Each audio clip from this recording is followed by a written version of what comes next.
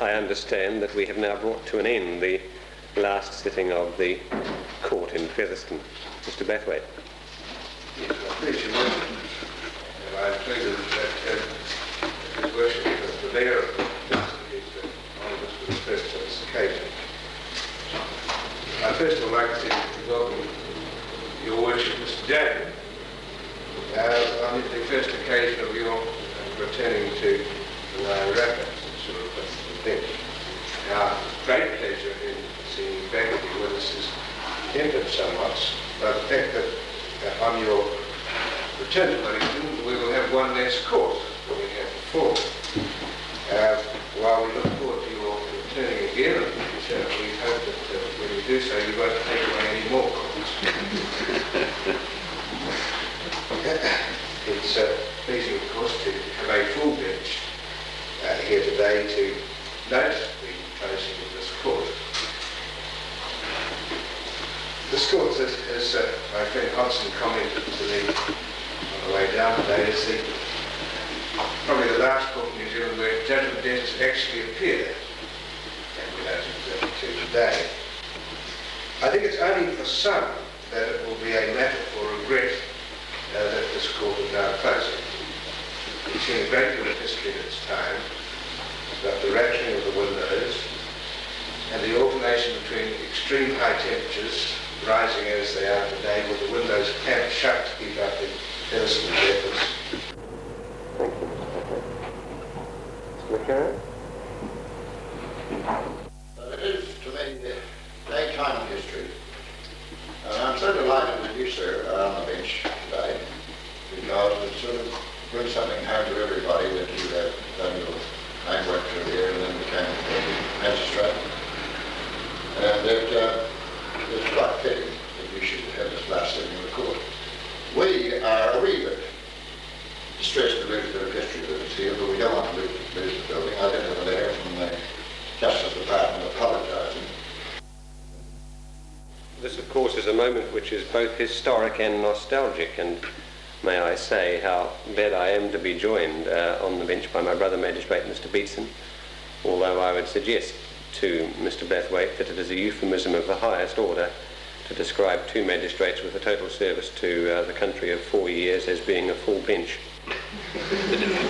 Nevertheless, Mr. Bathwaite, thank you indeed for the welcome, and thank you also for the expression of confidence which you have made in the judiciary and your confidence that the court in Masterton will function efficiently despite the closing of the Featherston court. Thank you, Mr. McKerrow, also for your welcome. Two things surprised me about what you had to say. I was surprised that you should receive a letter of apology from the Justice Department having regard to your reported comments in which you obviously accepted with alacrity the closure of the Featherston court. And I was probably also surprised to learn that you were charged with being on licensed premises after hours 25 years ago, and to learn that you obviously weren't also charged with being on the premises underage. I don't propose to express any views on the decision made by the government to close this and many other small courts in New Zealand. The arguments of overall efficiency against convenience rage in many aspects of our life, and no purpose, I think, be served by me expressing a view. But I will say this, however, that the arguments for and against the closing of small courts can be likened to the squeezing out of the corner dairy by the large supermarket. But I should say to the people of South Wairarapa that if you appear before us in Masterton in future, we make no claim, as does the proprietor of a supermarket, that prices there will be cheaper, cheaper, cheaper. I don't wish the occasion, however, to pass without at least some comment. First, because having practiced in the courtroom for about 16 years, I was delighted to have the opportunity of sitting here so that the court did not go out of existence without me having that opportunity. But more importantly, I would like, before closing the court, to pay a tribute to those who have been responsible for the administration of justice here over many years. First, I would refer to the court staff employed by the Justice Department, and they are represented here today by Mr. Jeff Ransby, who for many years has been the current registrar at Masterton and in Featherston. I spoke last night to Mr. Eddie Comerford, the Assistant Secretary for Justice with responsibility for the courts, and he indicated to me that he was hoping to be here today. He in fact is a past registrar of this court and the court at Masterton, and I know that his thoughts are with us on this particular occasion. Can I, before leaving the Justice Department staff, refer in particular to Miss Rhea Walker, who was a popular young lady who for many years in recent times was responsible for the administration of this court. In a small court, the registrar's close personal knowledge of those who come to the court, which is built up over several years' experience, makes the appearance of an individual before the court less of an ordeal and smooths the passage of justice. Then I would secondly like to pay tribute to the police who have been stationed here.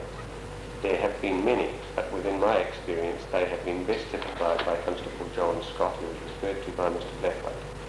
He was the epitome of cooperation, combining that talent with a close personal knowledge and interest of those in his community, and he and others like him did much to ensure the efficiency of the Featherston court without the aid of computer. Now, although this is an occasion that is historic, it is not in the same category of history as events such as the first cricket test victory by New Zealand over England, when the souveniring of wickets, bails and balls was a legitimate pursuit. But on behalf, therefore, of the Justice Department, while closing the Featherston court, I would ask that when you leave, you do so leaving the furniture in the library behind.